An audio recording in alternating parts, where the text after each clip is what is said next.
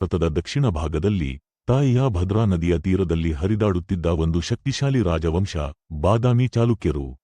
ಈ ವಂಶವು ದೇವತೆಗಳಿಂದ ಅನುಗ್ರಹಿತವಾಗಿತ್ತು, ವಿದ್ಯೆ, ಶೌರ್ಯ ಮತ್ತು ಧರ್ಮಪಾಲನೆಯಲ್ಲಿ ತನ್ನದೇ ಆದ ಗುರುತನ್ನು ಬೆಳೆಸಿತ್ತು.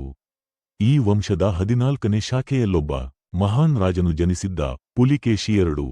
ಆದರೆ ಆತನ ಜನ್ಮವೇ ಒಂದು ಅದ್ಭುತ ಪೌರಾಣಿಕ ಘಟನೆಯಾಗಿತ್ತು ಮತ್ತು ಅಲ್ಲಿ ಉಂಟಾದ ಗಟ್ಟಿಯಾದ ತಪಸ್ಸುಗಳು, ದೇವಮಾತೆಯ ವರ ಹಾಗೂ ವಿಶಿಷ್ಟ ಗ್ರಹಯೋಗಗಳ ಕಥೆಯಿದೆ. ಬಾದಾಮಿ ರಾಜ್ಯವನ್ನು ಆಳುತ್ತಿದ್ದ ರಾಜಮಾತೆ ಕದಂಬದೇವಿಯು ಬಹುಧರ್ಮನಿಷ್ಠೆ. ಆದರೆ ಅವರಿಗೆ ಸಂತಾನವಾಗುತ್ತಿರಲಿಲ್ಲ. ಅವರು ದೇವಾಲಯಗಳಿಗೆ ಹೋಗಿ ಶಿವನ ಭಕ್ತಿಯಿಂದ ಪ್ರಾರ್ಥನೆ ಮಾಡುತ್ತಿದ್ದಳು. ಪಾತಾಳ ಪಾತೇಶ್ವರ, ದಕ್ಷಿಣ ದಿಕ್ಕಿನ ರಹಸ್ಯದ ದೇವಸ್ಥಾನದಲ್ಲಿ ಕದಂಬದೇವಿ 108 ದಿನಗಳ ತಪಸ್ಸು ಮಾಡಿದರು. ಈ ಪಾತೇಶ್ವರ ದರ್ಶನ ಬಹು ಅಪರೂಪ. ಈ ದೇವರು ಕಾಲ, ಶಕ್ತಿ ಮತ್ತು ಧರ್ಮದ ಸಮಪಾಲಕರಾಗಿದ್ದರಿಂದ ದೇವಿಯ ತಪಸ್ಸಿಗೆ ತಕ್ಷಣ ಸ್ಪಂದಿಸಿದರು. ಅವರು ದೇವಿಗೆ ಕೇಳಿದ ವರ, ನನಗೆ ಜನ್ಮನಿಂದಲೇ ಧರ್ಮಪಾಲಕನಾಗಿರುವ ಶೂರಶಕ್ತಿವಂತನಾದ ಮಗನು ಬೇಕು. ಅವನು ದಕ್ಷಿಣದ ಮಣ್ಣಿಗೆ ಹೊಸ ಐತಿಹಾಸಿಕ ಯುಗವನ್ನು ತರುತ್ತಾನೆ ಎಂಬ ಭರವಸೆ ಇರಲಿ. ಅದರ ಮೇಲೆ ಪಾತೇಶ್ವರ ದೇವರು ಹೇಳಿದರು, ಈ ಮಗನು ಲೋಕದಲ್ಲಿ ಪುಲಿಕೇಶಿ, ಅಂದರೆ ವಿರಾಟ ಶಕ್ತಿಯುಳ್ಳವನು ಎಂಬ ಹೆಸರಿನಿಂದ ಪ್ರಸಿದ್ಧಿಯಾಗುವನು. ಅವನ ನಾಮದಲ್ಲಿ ನಾನು ನನ್ನ ಆಶೀರ್ವಾದ ಇಡುತ್ತೇನೆ.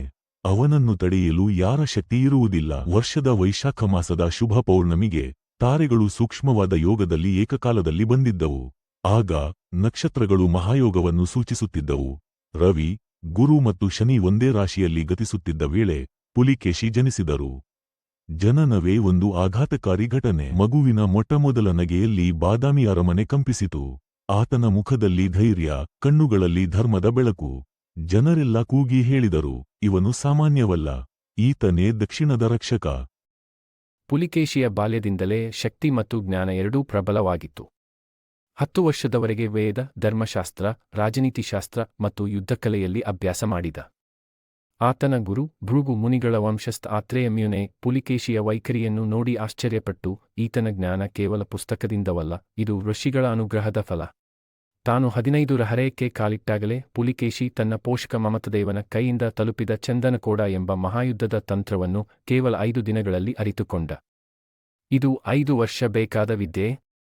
ತಕ್ಷಣ ಆತನನ್ನು ರಾಜಮಂಡಲಿಯು ಉತ್ತರಾಧಿಕಾರಿ ಎಂದು ಘೋಷಿಸಿತು. ಪಾಂಡ್ಯರಾಜ್ಯದಿಂದ ಬಂದ ದಂಡವನ್ನು ತಡೆಯುವುದು. ದಕ್ಷಿಣ ಗಂಗೆಗಳು, ಪಲ್ಲವರು, ಚೇರರು ಎಲ್ಲರ ನಡುವೆ ಪುಲಿಕೇಶಿಯ ಹೆಸರೇ ಜನಪ್ರಿಯವಾಗಿತ್ತು. ಆದರೆ ಪುಲಿಕೇಶಿಯ ದೃಷ್ಟಿಯಲ್ಲಿದ್ದುದು ದಕ್ಷಿಣದ ಅಸ್ತಿತ್ವವನ್ನು ಘನಗೊಳಿಸುವುದು. ಅವನು ಹೇಳಿದ, ದಕ್ಷಿಣ ಭಾರತವು ಕೇವಲ ಮಣ್ಣಲ್ಲ, ಇದು ಸಂಸ್ಕೃತಿ, ಶಕ್ತಿ ಮತ್ತು ನಾನು ಇದನ್ನು ರಕ್ಷಿಸಲು ಜನ್ಮತತ್ವದೆ. ಯುದ್ಧಗಳ ನಂತರ ಪುಲಿಕೇಶಿ ತನ್ನ ರಾಜ್ಯವನ್ನು ಪುನರ್ ರಚಿಸಿ ದಕ್ಷಿಣ ಪಾತೇಶ್ವರ ಮಾಂಡಲ ಎಂಬ ಹೆಸರಿನಲ್ಲಿ ಹೊಸ ಆಳ್ವಿಕೆಯನ್ನು ಸ್ಥಾಪಿಸಿದರು. ಇದು ಕೇವಲ ರಾಜಕೀಯವಲ್ಲ, ಧರ್ಮ, ಸಂಸ್ಕೃತಿ, ವಿಜ್ಞಾನ, ಭಾಷೆ, ಶಾಸ್ತ್ರಗಳ ಜಗತ್ತು. ಆತನ ಆಳ್ವಿಕೆಯಲ್ಲಿ ಶಾಸ್ತ್ರ ಪಾಠಶಾಲೆಗಳನ್ನು ಸ್ಥಾಪಿಸಿ ಕಾವ್ಯ, ನಾಟ್ಯ, ಸಂಗೀತದ ಪ್ರೋತ್ಸಾಹ ನೀಡಿದ. ಜಲಮೂಲಗಳು, ತೋಟಗಳು, ಬಂಡಿ ಹಾಕಲಿರುವ ಕಾವಲುಗಾರಿಕೆಯ ಯೋಜನೆಗಳ ಮೂಲಕ ಕೃಷಿಯನ್ನು ಸುಧಾರಿಸಿದ. ಬಾದಾಮಿ, ಐಹೊಳೆ, ಪಟ್ಟದಕಲ್ ಮೊದಲಾದ ಜಾಗಗಳಲ್ಲಿ ವಿಶಿಷ್ಟ ಶಿಲ್ಪಶಾಲಿಗಳನ್ನು ಪ್ರಾರಂಭಿಸಿದ. ಪಾತೇಶ್ವರ ದೇವರ ಸನ್ನಿಧಿಯಲ್ಲಿ ಅಂತಿಮ ದೀಕ್ಷೆ. ಪೂರ್ಣ ರಾಜ್ಯವನ್ನು ಏಕಪಾತ್ರದಿಂದ ಉಳಿಸಿ ಪುಲಿಕೇಶಿಯು ತನ್ನ ಜೀವನದ ಕೊನೆ ಭಾಗವನ್ನು ಮತ್ತೆ ಪಾತೇಶ್ವರ ದೇವರ ಸೇವೆಗೆ ಮೀಸಲಿಟ್ಟ. ತಾನು ಪುನಃ ಆ ದೇವಾಲಯಕ್ಕೆ ಹಿಂತಿರುಗಿ 41 ದಿನಗಳ ತಪಸ್ಸು ಮಾಡಿದ. ದೇವರು ಮತ್ತೆ ಅವನಿಗೆ ದರ್ಶನ ನೀಡಿ ಹೇಳಿದರು, ನೀನು ಧರ್ಮಪಾಲಕನಾಗಿದ್ದೆ, ಈಗ ತಪಸ್ವಿಯೂ ಆಗಿದ್ದೆ. ಈಗ ಈ ಮಣ್ಣು ನಿನ್ನ ಹೆಸರಿನಲ್ಲಿ ಯುಗಯುಗಾಂತರದವರೆಗೆ ಮಹಿಮೆಯನ್ನು ಹೊರುತ್ತದೆ. ಪುಲಿಕೇಶಿಯು 66ನೇ ವರ್ಷದಲ್ಲಿ ಸಮಾಧಿಗೊಂಡರು. ಆದರೆ ಅವರ ಕತೆ ಪಾತೇಶ್ವರ ದೇವರ ಅನುಗ್ರಹದಿಂದ ಶಾಶ್ವತವಾಗಿ ಉಳಿಯಿತು. For more videos, like, share, subscribe.